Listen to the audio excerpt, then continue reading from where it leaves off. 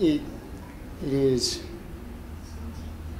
I'm trying to think of the right word to, it is extremely difficult to be yourself in paper, because you can't, as much as you try to be or try to play or enact your audience and how they would react and how they would read and how they would see your paper, you can't effectively do it because you aren't your audience. Yeah. I mean, you are still, at the end of the day, you. And so it's like our idea is that we want to come out, but I guess we have to try and alter it so it fits the teacher.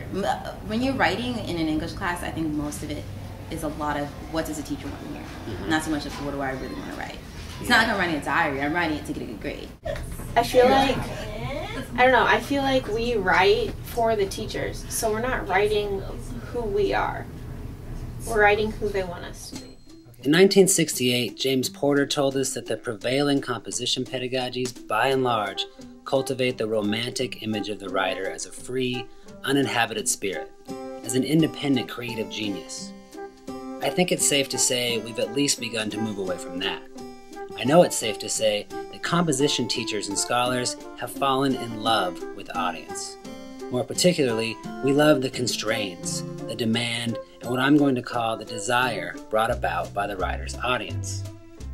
Walter Ong tried to fictionalize this audience. Lisa Ide and Andrea Lunsford wouldn't let him. It didn't help the writer recognize all the constraints that come with a real, non-fiction audience, they said.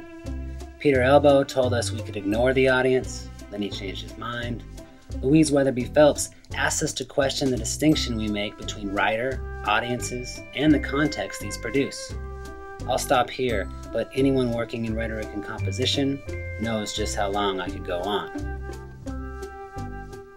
No, I guess it's an interesting way to think about it. Like, your audience sort of forces you to cater to them. I teach my first-year writing students audience as well, but here's the thing, and I'm not the first to say this, nor is it a big secret. First-year writing students have one audience, their instructor. I mean, you know that you have a certain audience that you're leaning towards, but you still have to make it appropriate enough and mature enough that you are reading it, because you are ultimately grading it and looking it over, and you're really the one that's reading it. Cool. You know, so it's like we have to alter what we write. Like, Marshall Alcorn argues first-year writing teachers increasingly see their work in political terms. We want to change the world, and this means we want to change the subjectivity of students. He's probably right. Composition teachers write assignment after assignment to help students become better writers, sure. But we also hope they become conscious of their own subject position. We want them to recognize, even reflect on the identities they necessarily take on in what we might call a rhetorical situation. So we make sure our assignments include the demand of a particular audience and a particular situation. A little bit helpful, because even though you have like the freedom to write about the subject that you wanted, you still have these guidelines to follow that kind of help shape the writing. So it makes it easier. Like, I can go, I know I need this, I need this, I need this, but I can do it this way. It's important work, but what our assignments forget or even ignore is the psychological work that is part of the English composition class. I don't know, I definitely want to be kind of seen as, which I don't think I am, but I would definitely like to be, you know, somebody who's intellectually engaging and kind of has a different view on stuff that they might not have seen before.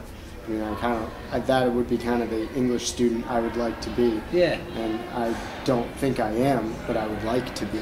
Right? you can't say your full identity within your paper to follow authority. I mean, I guess you kind of can.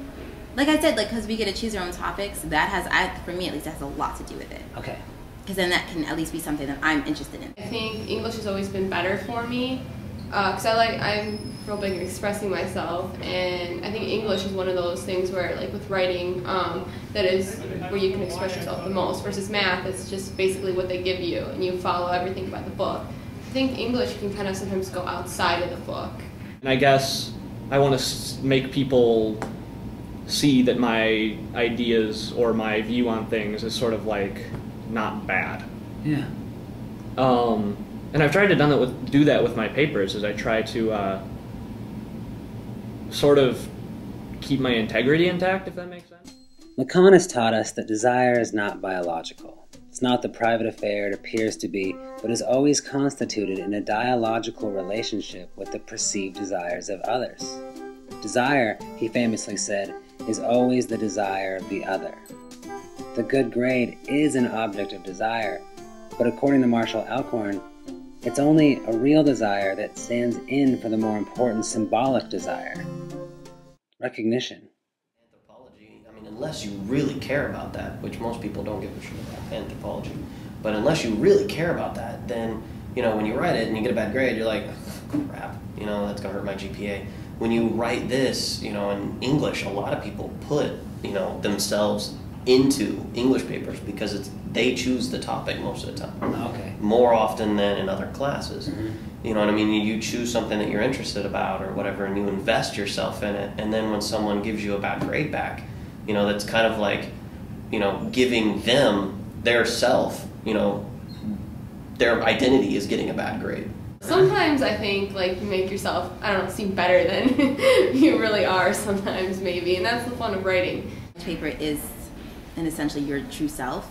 So I guess when you get a bad grade on that, you're like, that sucks. Like, because in history, you're writing about something, you're taking someone else's ideas and just combining it, kind of, because you're like the Civil War, you're just going to write about it. Yeah. None of that's your ideas. It's everyone else's ideas, and you're writing to one question, you know, and answering one question. So if I get a C on that, I'm like, oh, well, I guess I didn't get the right information, or I guess I didn't do this and that. In an English paper, it's like, oh, maybe you let too much of your true self come out and you didn't stay that constricted within, like, authority. I don't know if that makes any sense. So you, in a sense, you are writing about yourself, but kind of spicing it up. Our response, or solution to this sense of self, if we can call it a problem, is audience. Teachers try to expand first-year writers' real audience. We ask students to create presentations for the whole class, or better, set up learning service projects that demand students write for or to an existing audience in the community, outside the classroom. But if desire is always the desire of the other, if our students build identity in dialectic relationships, then teachers can't ignore the psychological work underlying every discussion, every assignment.